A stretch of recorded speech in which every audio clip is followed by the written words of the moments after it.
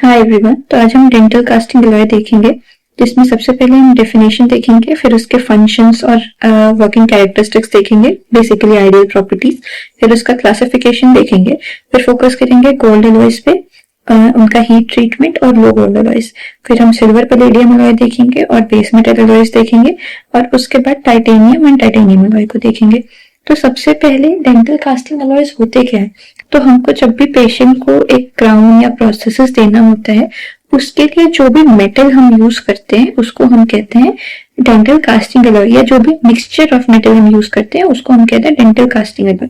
तो ये बनता कैसे है कि आपके पास एक पेशेंट के टूथ का इंप्रेशन है, आपको उसको क्राउन देना है, तो आप उस इंप्रेशन को आप पेशेंट के लिए पहले एक वैक्स का क्राउन तैयार करोगे। ठीक है, उस वैक्स के क्राउन को आप इन्वेस्ट करोगे ऐसे जिप्सम में। ठीक है, ये जिप्सम है जिसमें हम इन्वेस्ट करेंगे। फिर इसको हम हीट करेंगे ताकि सारा वैक्स इवेपोरेट हो जाए और एक ऐसा मोल्ड क्रिएट हो जाए। ठीक है, फिर हम इस मोल्ड में मेटल को फिल करते हैं ताकि वो एक ऐसा क्राउन बना दे, और इसको हम कहते हैं पूरा इन्वेस्टमेंट का प्रोसीजर, जो कि दूसरे लेक्चर्स में हमने पढ़ा है। उसके बाद दो चीजें ध्यान रखने वाली है कि जो भी हमारा मेटल का प्रोस्थेसिस बनता है वो श्रिंक होता है, और जो जिप्सम जिसमें हम इन्वेस्ट कर रहे हैं ये जिप्सम ये एक्सपैंड होता है। तो इसको हम कहते हैं कास्टिंग श्रिंकेज, और उसको मैनेज करने के लिए भी तरीके होते हैं जिसका हमको ध्यान देना पड़ता है। इस पूरे चैप्टर में आपको कास्टिंग श्रिंकेज सुनने को मिलेगा। तो यही मेटल है जिसका प्रोस्थेसिस बन रहा है, जो कि श्रिंक हो रहा है। ठीक है, तो डेफिनेशन अगर देखें तो dental casting alloys are metals that are specifically formulated to produce dental restorations। तो बेसिकली मेटल्स हैं जिससे हम डेंटल रेस्टोरेशन के लिए यूज करते हैं, उसी के लिए बनाए गए। तो फंक्शनल कैरेक्टरिस्टिक्स मतलब इसकी आइडियल प्रॉपर्टीज क्या होनी चाहिए? तो स्टिफनेस होनी चाहिए, इसमें हार्ड होना चाहिए। ठीक है, पैलेडियम बेस्ड एलॉयज जनरली थोड़ा ज्यादा हार्ड होते हैं गोल्ड बेस्ड एलॉयज से। फिर रेजिलियंस होनी चाहिए कि मैकेनिकल एनर्जी वो अब्सॉर्ब कर ले और उनमें प्लास्टिक डिफॉर्मेशन ना हो, यानी कि परमानेंटली वो डिफॉर्म ना हो। फिर पोर्सिलिन के साथ कंपैटिबल होने चाहिए, क्योंकि हम ऐसे पोर्सिलिन क्राउन्स भी बनाते हैं। आपको ये वाला क्राउन दिख रहा होगा, ऐसा पोर्सिलिन क्राउन्स हम पेशेंट को देते हैं। तो इसके अंदर मेटल का बेस होता है। ठीक है, इसके अंदर एक पोर्शन मेटल का होता है। तो हमको ऐसा क्राउन चाहिए ऐसा मेटल चाहिए जो कि पोर्सिलिन के साथ कंपैटिबल हो। ठीक है, फिर टार्निश रेजिस्टेंस चाहिए कि ओरल कैविटी में वो खराब ना हो।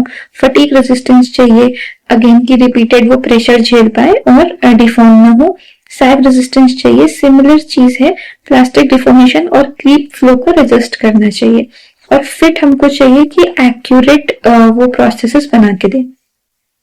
फिर वर्किंग कैरेक्टरिस्टिक्स, तो कास्टिंग में आसान होना चाहिए, उसका रिपेयर या सोल्डरिंग आसान होनी चाहिए, और पॉलिशिंग में आसान होना चाहिए। आगे देखते हैं, तो हमारे पास दो तरह के मेटल्स होते हैं जिनका नाम बहुत इंटरचेंजेबली यूज होता है। एक होता है नोबल मेटल और प्रेशियस मेटल्स। तो हमारे पास 8 प्रेशियस मेटल्स है और 7 नोबल मेटल है। सिल्वर प्रेशियस मेटल तो है, लेकिन वो नोबल मेटल नहीं, क्योंकि ये थोड़ा ज्यादा रिएक्टिव होता है। ठीक है, फिर हम बेस मेटल्स में देखते हैं कौन कौन से आते हैं।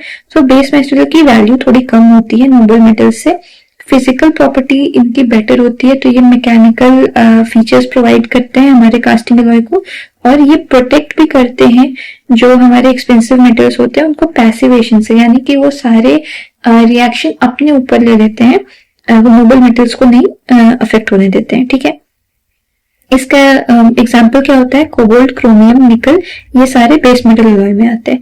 फिर क्लासिफिकेशन देखते हैं। क्लासिफिकेशन हम कास्टिंग एलॉय का कैसे करते हैं? तो सबसे पहला क्लासिफिकेशन होता है स्ट्रेंथ और फंक्शन के बेसिस पे, जो कि केवल गोल्ड कास्टिंग एलॉयज का क्लासिफिकेशन है। ठीक है, फिर दूसरा होता है नोबिलिटी के बेसिस पे, तीसरा होता है डिस्क्रिप्शन के बेसिस पे।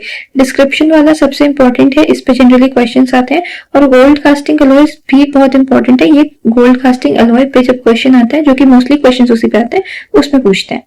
ठीक है, तो सबसे पहले गोल्ड कास्टिंग एलॉय का देखते हैं based on strength on function. तो इसमें 4 टाइप होते हैं गोल्ड कास्टिंग एलॉय के, और टोटल 6 कैटेगरीज होती है। ठीक है, तो 5th और 6th कैटेगरी भी गोल्ड कास्टिंग एलॉय की होती है, लेकिन अगर टाइप ऑफ गोल्ड एलॉयज कोई पूछेगा तो हमको 4 टाइप बताने होते हैं, और वो किस पे बेस्ड होते हैं? हार्डनेस पे। तो टाइप 1 सबसे कम होता है हार्डनेस में, और टाइप 4 एक्स्ट्रा हार्ड सबसे हार्ड होता है।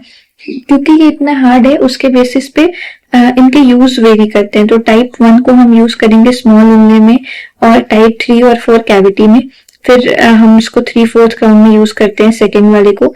थर्ड कैटेगरी को हम इनले, क्राउन और ब्रिज में यूज करते हैं और फोर्थ वाले से हम पार्शियल डेंचर तक बना सकते हैं।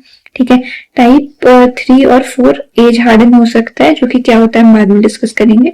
फिर फिफ्थ कैटेगरी देखें तो मेटल सेरामिक। तो बेसिकली ये वो गोल्ड अलॉयज होते हैं जिनको हम पोर्सिलिन के साथ यूज कर सकते हैं। ठीक है, तो इसमें भी दो टाइप है, एक्स्ट्रा हार्ड और हार्ड।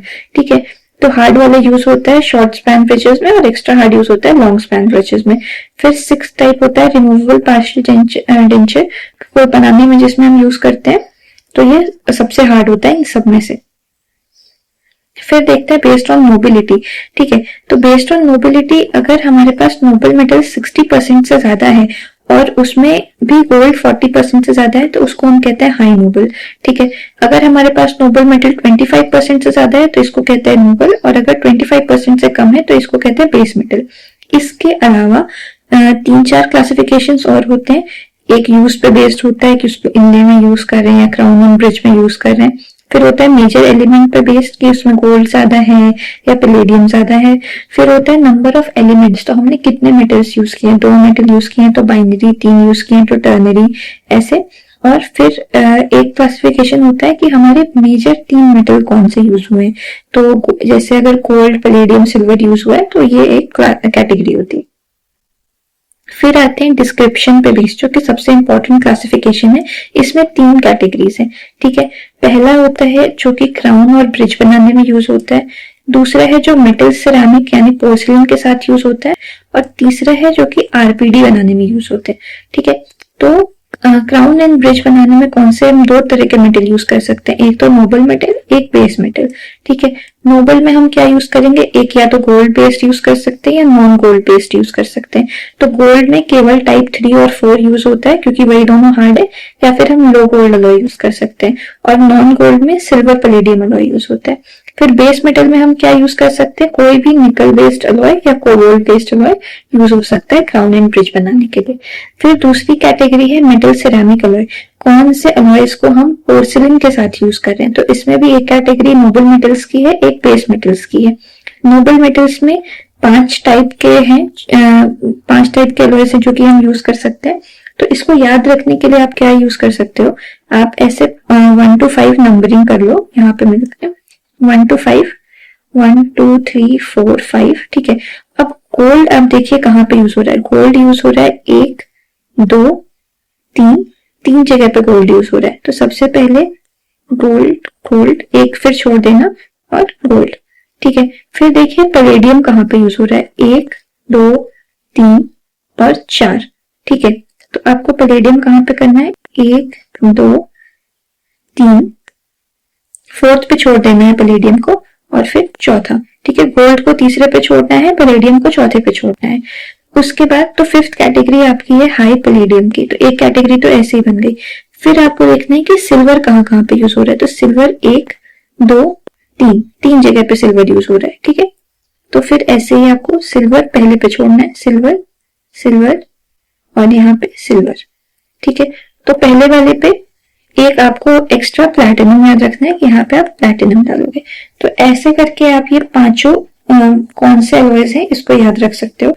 फिर बेस मेटल अलॉयज में 4 कैटेगरीज है। ठीक है, तो एक है निकल क्रोमियम, फिर निकल क्रोमियम बेरिलियम। ठीक है, फिर एक है कोबाल्ट क्रोमियम। तो क्रोमियम तीनों में कांस्टेंट है, निकल 2 में है और यहाँ पे आपको कोबाल्ट ऐड करना है। फिर टाइटेनियम एंड टाइटेनियम अलॉय है। उसके बाद आरपीडी में हम कौन से यूज करते हैं, तो एक तो टाइप 4 जो कि बहुत सबसे हार्ड अलॉय होता है गोल्ड का, वो यूज कर सकते हैं।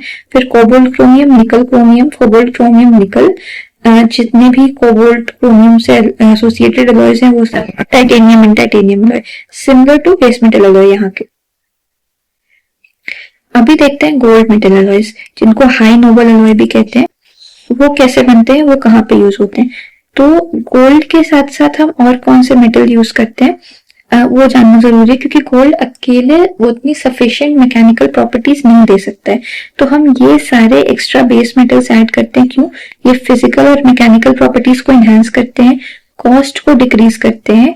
ठीक है, उसके बाद ये कौन सी प्रॉपर्टीज एनहांस करते हैं, कोरोजन रेजिस्टेंस बढ़ाते हैं, बायोकम्पैटिबिलिटी, स्ट्रेंथ, हार्डनेस, मेलेबिलिटी, ठीक है, मेल्टिंग पॉइंट का रेंज बढ़ाते हैं, कोफिशिएंट ऑफ थर्मल एक्सपेंशन बढ़ाते हैं और कास्टेबिलिटी भी इंप्रूव करते हैं। ठीक है, इसका एप्लीकेशन क्या है, गोल्ड अलॉय इसको हम कहाँ पे यूज कर सकते हैं, तो इनले में, क्राउन एंड ब्रिज और आरपीडी, मतलब बहुत वाइड एप्लीकेशन है गोल्ड अलॉयज के।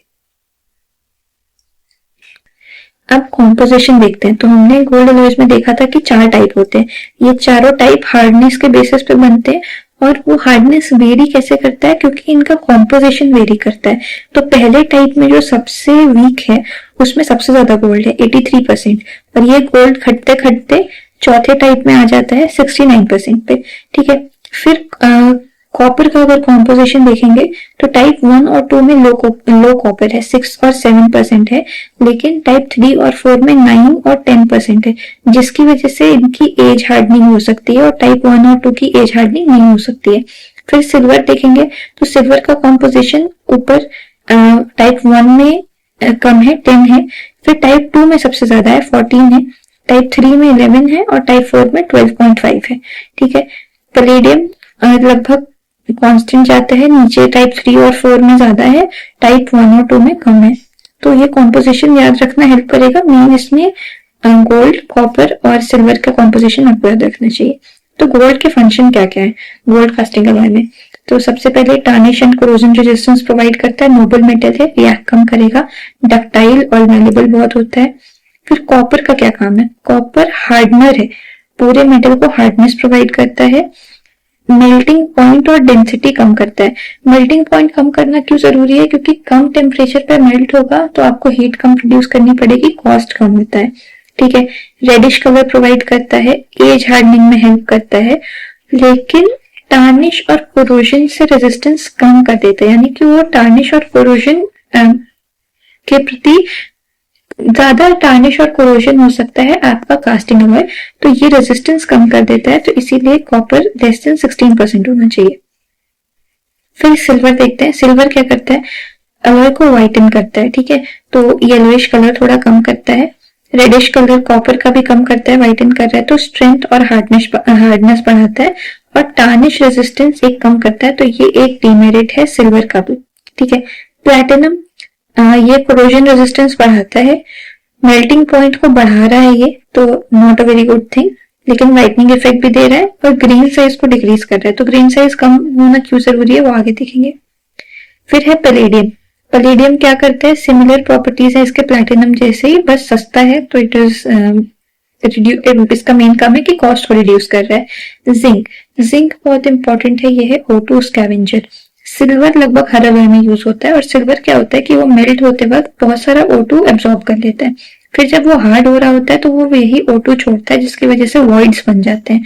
तो जिंक क्या करता है, वो ये सारा O2 एब्जॉर्ब कर लेता है ताकि सिल्वर मेल्ट होते वक्त उसको एब्जॉर्ब ही ना करे और बाद में ऐसे वॉइड्स ना बने, तो पोरोसिटी ना आए।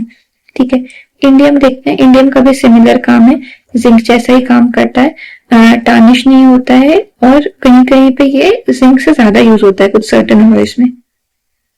फिर टिन और आयरन हार्ड करते हैं, gallium coefficient of thermal expansion कम करता है जब अगर हम सिल्वर फ्री अलॉय बना रहे हैं तो, और इरिडियम और ये सारे एक्स्ट्रा मेटल्स ये ग्रेन साइज को कम करते हैं। तो ग्रेन साइज कम होना क्यों जरूरी है, ग्रेन साइज कम होता है तो एस्थेटिक्स बेटर होता है, हमारे मेटल दिखता ज्यादा स्मूथ है, उसकी वर्केबिलिटी बढ़ती है, स्ट्रेंथ बढ़ती है और वेयर रेजिस्टेंस भी बढ़ता है। अब प्रॉपर्टीज देखते हैं, कास्टिंग अलॉय की प्रॉपर्टीज, गोल्ड कास्टिंग अलॉय की प्रॉपर्टीज क्या होती है। तो सबसे पहले डेंसिटी, डेंसिटी को कंट्रोल करना क्यों जरूरी है, क्योंकि जितनी हाई डेंसिटी होगी उतने कम रेस्टोरेशंस पड़ेंगे। Density is inversely proportional to the number of restorations. तो अगर आपको प्रॉफिट ज्यादा बनाना है और आप उसके लिए आपको ज्यादा प्रोडक्ट बनना चाहिए और ज्यादा प्रोडक्ट बनाने के लिए डेंसिटी कम होनी चाहिए। तो टाइप 3 गोल्ड अलॉय की डेंसिटी होती है 5.5 ग्राम और टाइप 4 की होती है 5.2 ग्राम। तो टाइप 4 बेटर होता है इस लिहाज से। फिर मेल्टिंग रेंज देखते हैं, तो मेल्टिंग रेंज क्यों इंपॉर्टेंट है, क्योंकि ये दो चीजें डिटरमाइन करती है। जो लोअर एंड होता है, लोअर लिमिट, वो सोल्डरिंग टेम्परेचर डिसाइड करता है और जो अपर लिमिट होती है वो कास्टिंग टेम्परेचर डिसाइड करती है। ठीक है। तो अपर लिमिट में जब आप 75 से 100 डिग्रीज ऐड कर देते हो तो वो होता है कास्टिंग टेम्परेचर, और लोअर लिमिट क्या होती है कि मैक्सिमम सोल्डरिंग टेम्परेचर, आप उतने टेम्परेचर पे उसको सोल्डर कर सकते हो। अपर लिमिट इंपॉर्टेंट क्यों है? क्योंकि एक तो मेल्ट करने में आपको हीट लग रही है, दूसरी बात कास्ट करने में भी क्या टेम्परेचर लग रहा है वो इसी से डिसाइड होगा। तो ये ओवरऑल कॉस्ट को कंट्रोल करने के लिए बहुत इंपॉर्टेंट होता है। ठीक है। टाइप 1 to 4 जो गोल्ड अलॉयज होते हैं इनका फ्यूजन टेम्परेचर बहुत कम होता है, तो इसके लिए हम gypsum bonded investment material use कर सकते हैं। मैकेनिकल प्रॉपर्टीज यील्ड स्ट्रेंथ होती है कि वो कितना मैकेनिकल स्ट्रेस हैंडल कर सकता है बिना डिफॉर्म हुए। ठीक है। तो ये बढ़ता जाता है यील्ड स्ट्रेंथ टाइप 1 से लेके 4 तक में। टाइप 1 में सबसे कम होता है, 4 में सबसे ज्यादा होता है। हार्डनेस डिसाइड करता है कि क्लिनिकल यूज के लिए कितना सुटेबल है, यील्ड स्ट्रेंथ के ही सिमिलर होता है ये भी, तो ये भी टाइप 4 में सबसे ज्यादा होता है। इलोंगेशन क्या होता है कि डक्टिलिटी, यानी कि आप इसको कितना खींच सकते हो उसके डायरेक्टली प्रोपोर्शनल होता है, और ब्रिटलनेस की मैं इसको खींचने पे टूट जाएगा उसके इनवर्सली प्रोपोर्शनल होता है। तो ये एबिलिटी भी टाइप 3 और 4 में ज्यादा होती है टाइप 1 और 2 के कंपैरिजन में। फिर है मॉड्यूलस ऑफ इलास्टिसिटी जो कि फ्लेक्सिबिलिटी होती है, जो कि गोल्ड अलॉयज में बेस मेटल अलॉयज से ज्यादा होती है। फिर टार्निश एंड कोरोजन रेजिस्टेंस, ये गोल्ड में ज्यादा होता है बाकी के मेटल अलॉयज से, क्योंकि गोल्ड सबसे ज्यादा नोबल मेटल होता है, जो कि हमको पता है ऑलरेडी। फिर कास्टिंग श्रिंकेज जो कि मैंने बताया था, ये गोल्ड अलॉय में बेस मेटल अलॉय से कम होता है। गोल्ड अलॉयज में होता है 1.25 से 1.65%, और ये बहुत जरूरी होता है एक्यूरेट फिट बनाने का, क्योंकि अगर कोई मेटल बहुत ज्यादा श्रिंक हो रहा है तो वो आपके किसी काम का ही नहीं रहेगा। कास्टिंग श्रिंकेज के स्टेजेस क्या होते हैं? 3 स्टेजेस होते हैं। मेटल श्रिंक कैसे होता है? तो पहला होता है thermal contraction of liquid metal. आपने एक मेटल को जब पिघलाया, ये उसी वक्त कॉन्ट्रैक्ट होगा, तो पहली बार तो थोड़ा सा ये तभी कॉन्ट्रैक्ट होगा। फिर ये लिक्विड से जब सॉलिड बनेगा, जब आपका वो मेटल मोल्ड में जाके सेट हो रहा है, तब ये थोड़ा सा और कॉन्ट्रैक्ट हो जाता है, और उसके बाद जब वो सॉलिड ठंडा होगा, रूम टेम्परेचर पे आएगा, तब एक बार और ये कॉन्ट्रैक्ट हो जाता है। उसके बाद देखते हैं बायोकम्पैटिबिलिटी, तो जो कि गोल्ड की बायोकम्पैटिबिलिटी बहुत अच्छी होती है। फिर कास्टिंग इन्वेस्टमेंट, तो हम कौन सा मटेरियल यूज कर सकते हैं इन्वेस्टमेंट के लिए, क्योंकि गोल्ड एक लो फ्यूजिंग अलॉय है, मतलब लो टेम्परेचर पे फ्यूज हो जाता है, तो हम जिप्सम को यूज कर सकते हैं। अगर ये हाई टेम्परेचर पे फ्यूज होता तो फिर हमको फॉस्फेट बॉन्डेड इन्वेस्टमेंट यूज करनी पड़ती, जो कि हमने इन्वेस्टमेंट मटेरियल के चैप्टर में पढ़ा है। फिर अब देखते हैं heat treatment of gold alloys. Heat treatment क्या होता है? इसके गोल्ड के मैकेनिकल प्रॉपर्टीज को ऑल्टर करने के लिए, तो अगर हमको उसको ज्यादा डक्टाइल बनाना है और कम हार्ड बनाना है तो हम सॉफ्टनिंग हीट ट्रीटमेंट करते हैं, या अगर हमको उसको कम डक्टाइल बनाना है और ज्यादा हार्डनेस देनी है तो हम हार्डनिंग हीट ट्रीटमेंट करते हैं। ये किसके साथ किया जाता है? केवल टाइप 3 और 4 गोल्ड अलॉयज के साथ, क्योंकि उसमें सफिशिएंट कॉपर होता है। बाकी के अलॉयज में कॉपर कम होता है टाइप 1 और 2 में, तो उनके साथ ये हार्डनिंग ट्रीटमेंट नहीं होता है। अच्छा, हमको इनको डक्टाइल क्यों ज्यादा बनाना है और हार्डनेस क्यों कम करनी है? ये उस टाइप का गोल्ड में यूज होगा जिसको गोल्ड वर्क के लिए यूज कर रहे हैं, बेसिकली जिसको हैमर से बीट करते हैं, उस टाइप के गोल्ड के लिए हमको उसको सॉफ्टनिंग हीट ट्रीटमेंट देनी होगी। लेकिन अगर हमको कुछ ऐसे उसको जहां पे यूज करना है जहां पे उसकी हार्डनेस ज्यादा चाहिए, जैसे पार्शियल डेंचर या सैडल ब्रिजेस, वहां पे हम उसको हार्डनिंग हीट ट्रीटमेंट करेंगे, वहां पे हम उसकी एज हार्डनिंग करेंगे। तो एज हार्डनिंग में क्या होता है, इसका प्रोसीजर एक बार इस फॉर्मेट में समझेंगे तो बेटर रहेगा समझने में। ये एक गोल्ड का मिक्सचर है, गोल्ड है जिसमें और भी मेटल्स हैं, अलॉय है हमारे पास। इसको हम सॉफ्टनिंग हीट ट्रीटमेंट के लिए क्या करते हैं, 700 डिग्रीज पे मेल्ट करते हैं 10 मिनट के लिए। तो क्या होता है कि जो गोल्ड के पार्टिकल्स हैं वो और बाकी मेटल्स ये ऐसे डिफ्यूज हो जाते हैं, अलग हो जाते हैं। ये सारे मेटल्स ऐसे तो क्लम्प्ड रहते साथ में, लेकिन ये एक सोल्यूशन में डिसऑर्डर्ड वे में डिफ्यूज हो जाते हैं, अलग हो जाते हैं। फिर हम इसको क्या करते हैं कि हम इसको रैपिडली ठंडे पानी में डाल देते हैं, इसको कहते हैं रैपिड क्वेंचिंग। क्यों? क्योंकि हम चाहते हैं कि ये जो पार्टिकल्स हैं ये हमारे ऐसे ही डिसऑर्डर्ड रहें, ये एक साथ क्लम्प ना करें, तो इसको हम कहते हैं रैपिड क्वेंचिंग। हम ऐसा क्यों चाहते हैं? क्योंकि हमको मटेरियल की डक्टिलिटी बढ़ानी है। डक्टिलिटी का क्या मतलब होता है कि मटेरियल को हम वायर्स में ड्रॉ कर सकते हैं, यानी खींच सकते हैं। अब मुझे अगर यहाँ से इसको खींचना है तो ये यूनिफॉर्म होना चाहिए, क्योंकि अगर इस मटेरियल में यहाँ पे लेट से कि एक कोई क्लम्प है तो ये खींचेगा नहीं। तो हमको मटेरियल का स्ट्रक्चर यूनिफॉर्म चाहिए, ऐसे क्लम्पिंग नहीं चाहिए। तो ऐसा यूनिफॉर्म स्ट्रक्चर बनाने के लिए हमको सारे बाकी के जो मेटल से क्लम्प टुगेदर नहीं चाहिए, डिफ्यूज चाहिए। तो उसके लिए हम करते हैं सॉफ्टनिंग हीट ट्रीटमेंट। अगर हमको हार्डनिंग ट्रीटमेंट करनी है तो हमको क्या चाहिए, हमको चाहिए कि बीच में ऑब्स्ट्रक्शन हो, मटेरियल को खींच ना पाए हम, हार्ड रहे, वो एक दूसरे से अलग ना हो। तो इसके लिए हमको चाहिए कि सारे ये जो बाकी के मेटल्स है ये साथ में एक साथ क्लम्प करें।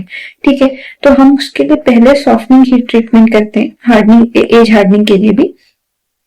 पहले सॉफ्टनिंग हीट ट्रीटमेंट के बाद हम क्या करते हैं कि इसको 200 to 450 डिग्री पे हीट करते हैं वापस से पंचिंग के बाद 15 से 30 मिनट के लिए। ठीक है, क्यों? क्योंकि हमको इतनी ज्यादा क्लम्पिंग नहीं चाहिए, लेकिन फिर भी हम चाहते हैं कि बाकी के मेटल के जो पार्टिकल्स हैं ये पास पास रहे, दूर ना जाए। और फिर इसके बाद हम इसको धीरे धीरे से कूल करते हैं ताकि ये थोड़ा पास में आके सेटल हो और डिफ्यूज ना हो। ठीक है, तो ऐसे में मटेरियल ज्यादा हार्ड बनता है।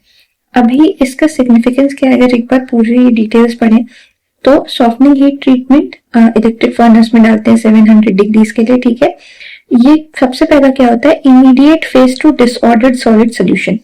ये होता है जो ओरिजिनल था, ये था इमीडिएट फेज। ठीक है, और ये है डिसऑर्डर्ड सॉलिड सोल्यूशन। डिसऑर्डर्ड क्यों? क्योंकि जो मेटल है वो सब अनयूनिफॉर्मली डिफ्यूज्ड है। ठीक है, कोई भी सिमिलर मेटल एक दूसरे के पास नहीं, अनयूनिफॉर्मली डिफ्यूज्ड है, तो इसको कहते हैं डिसऑर्डर्ड सॉलिड सोल्यूशन। ये क्या करता है, जब हम इसको रैपिड क्वेंचिंग करते हैं तो वो ऑर्डरिंग प्रिवेंट करते हैं, क्योंकि तुरंत ठंडा हो गया तो जो मटेरियल जहां है वहीं पे रह जाता है। ठीक है, स्टेप 2 में रैपिड क्वेंचिंग। उसके बाद फिर हम देखते हैं हार्डनिंग हीट ट्रीटमेंट। इसमें क्या हो रहा है कि पहले हमने सॉफ्टनिंग हीट ट्रीटमेंट किया सारा स्ट्रेस को रिलीव करने के लिए, फिर हम एजिंग क्या करते हैं, डेफिनेट इसका टेम्परेचर होता है, इसी टेम्परेचर पे हो सकता है कि 200 to 450 डिग्री सेल्सियस, जो कि है 15 to 30 मिनट्स के लिए हम इसको रखते हैं। फिर इसको हम वाटर क्वेंचिंग करते हैं, रैपिड नहीं करते, ये धीरे धीरे ठंडा करते हैं। क्यों? क्योंकि हम चाहते हैं कि ये ऑर्डर्ड सोल्यूशन बने। ऑर्डर्ड का क्या मतलब है? ऑर्डर्ड का मतलब है कि सिमिलर मेटल एक दूसरे के पास है, ये साथ साथ में सेटल डाउन होंगे और सारे सिमिलर मेटल्स एक दूसरे के पास सेटल डाउन होंगे, तो ये ऑर्डर्ड सोल्यूशन बनेगा। और ये डिसऑर्डर्ड है, ये देखने में थोड़ा उल्टा लगता है कि ये यूनिफॉर्म लग रहा है और ये अनयूनिफॉर्म लग रहा है, लेकिन ये डिसऑर्डर्ड है और ये ऑर्डर्ड है, ये आपको याद रखना पड़ेगा। ठीक है, फिर आगे देखते हैं। अब देखेंगे लो गोल्ड अलॉय। तो अगर आप क्लासिफिकेशन पे एक बार पीछे जाओगे, हम mainly crown and bridge alloy के क्लासिफिकेशन के कैटेगरीज को पढ़ रहे, क्योंकि क्वेश्चन यहीं पे आते हैं। तो हमने नोबल मेटल में गोल्ड बेस्ड अलॉय कर लिया, अब गोल्ड बेस्ड में एक लो गोल्ड अलॉय अभी बाकी है। इसके बाद हम ये तीनों कैटेगरीज पे डिस्कस करेंगे। लो गोल्ड अलॉय में देखते हैं, तो लो गोल्ड अलॉय क्यों बनाए गए? क्योंकि गोल्ड बहुत एक्सपेंसिव है, तो इसको इकोनॉमी गोल्ड भी कहते हैं। इसमें गोल्ड होता है लेस देन 60%। ठीक है, और इसमें सिल्वर और कॉपर को बहुत केयरफुली बैलेंस किया जाता है ताकि वो गोल्ड जैसे प्रॉपर्टीज दे पाए। कम एक्सपेंसिव है, ये ज्यादा रेजिस्टेंट होता है टार्निश के लिए। ठीक है, क्योंकि इसमें पैलेडियम भी होता है, तो ये ज्यादा रेजिस्टेंस बनाता है इसको गोल्ड अलॉय से। और कंपैरेबल होती है इसकी प्रॉपर्टीज टाइप 3 और 4 गोल्ड अलॉय के। एक और अल्टरनेटिव है गोल्ड अलॉय का, सिल्वर पैलेडियम अलॉय। ठीक है, तो ये भी कम एक्सपेंसिव होता है क्योंकि इसमें सिल्वर और पैलेडियम यूज हो रहा है, सबसे ज्यादा सिल्वर यूज हो रहा है। पैलेडियम इसमें लगभग 25% तक रहता है, और वो क्या प्रोवाइड करता है, mobility and resistance to tarnish provide करता है। ठीक है, प्रॉपर्टीज टाइप 3 और 4 से सिमिलर होती है, लेकिन इसकी डक्टिलिटी कम होती है और कोरोजन रेजिस्टेंस कम होता है टाइप 3 और 4 से। डेंसिटी भी इसकी कम होती है, लेकिन वो अच्छी चीज है क्योंकि density is inversely proportional to the number of restorations. तो डेंसिटी अगर कम है तो रेस्टोरेशंस आप ज्यादा बना पाओगे, यानी प्रॉफिट ज्यादा बना पाओगे। कॉम्पोजिशन क्या होता है? एक टाइप होता है सिल्वर पैलेडियम, जिसमें लेस देन 70% सिल्वर होता है, सॉरी ग्रेटर देन 70% लगभग सिल्वर होता है। पैलेडियम होता है 25% और कॉपर ना के बराबर होता है। ये सिमिलर होता है टाइप 3 के। और दूसरा टाइप होता है सिल्वर, पैलेडियम और कॉपर, जिसमें कि 60% सिल्वर होता है, पैलेडियम होता है 25% और 15% कॉपर होता है। ये सिमिलर होता है टाइप 4 गोल्ड अलॉयज के। अब आते हैं बेस मेटल अलॉय पे। बेस मेटल अलॉय क्या होते हैं? बाय डेफिनेशन जिस भी टोटल मेटल में ग्रेटर देन 85% बेस मेटल होने चाहिए, यानी कि कोबाल्ट, निकल और क्रोमियम, तो उसको बेस मेटल अलॉय कहते हैं। इसकी दो कैटेगरीज हैं, एक है निकल बेस्ड, एक है कोबाल्ट बेस्ड। तो निकल बेस्ड कहाँ पे यूज हम करते हैं? सबसे पहले वो सिरेमिक रेस्टोरेशन में सबसे ज्यादा यूज होता है। एग्जाम्पल है निकल क्रोमियम मोलिब्डेनम और निकल क्रोमियम अलॉय।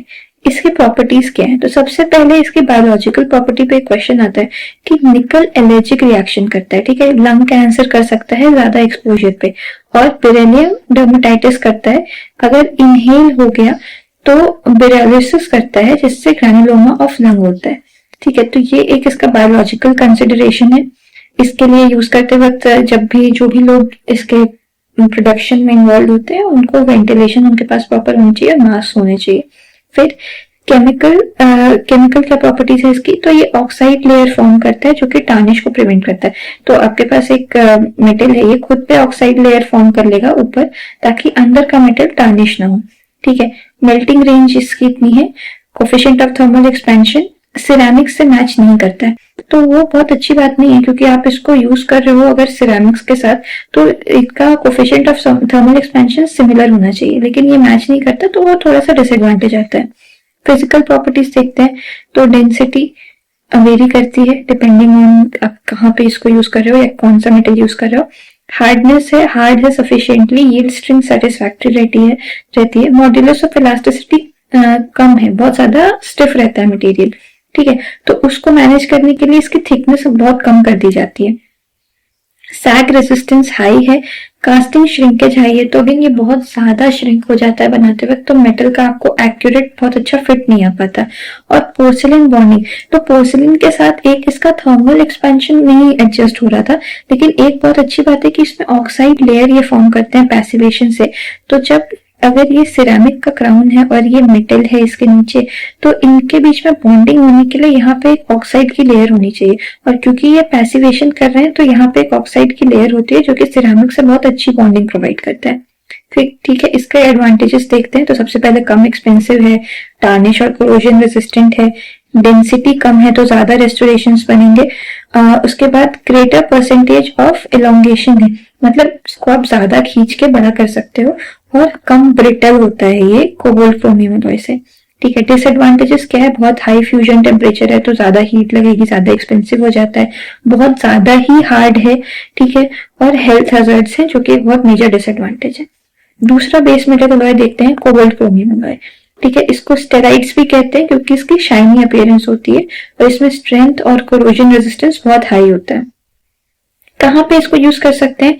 डेंचर बेस में, कास्ट आरपीडी फ्रेमवर्क में और सर्जिकल केसेस में भी यूज होता है। कॉम्पोजिशन क्या है? तो इसमें 50% है सबसे पहले कोबाल्ट, फिर 20% है क्रोमियम और निकल, मोलिब्डेनम और आयरन अराउंड 7 to 5% रहता है, और कार्बन बहुत स्पेसिफिकली 0.4% होता है। क्यों?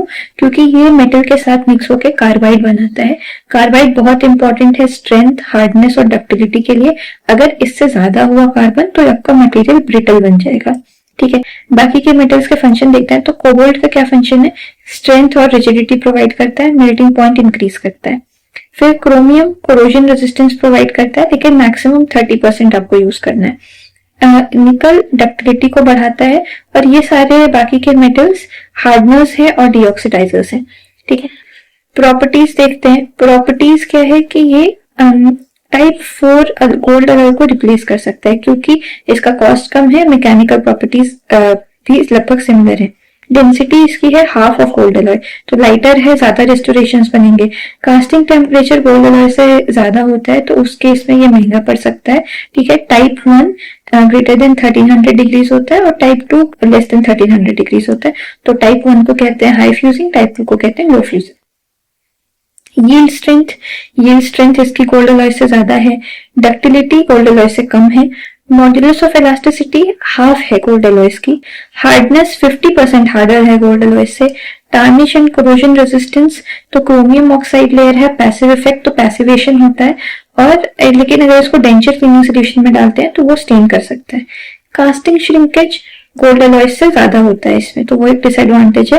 तो आप क्राउन और ब्रिज में इसको बहुत ज्यादा यूज नहीं कर सकते या लगभग नहीं ही यूज होता है। फिर आखिरी जो हमको अलॉय डिस्कस करना है वो है टाइटेनियम अलॉय। ठीक है, टाइटेनियम अलॉय में एक तो होता है प्योर टाइटेनियम अलॉय जिसका कॉम्पोजिशन होता है 100% बाय वेट टाइटेनियम और थोड़ा बहुत ऑक्सीजन और आयरन।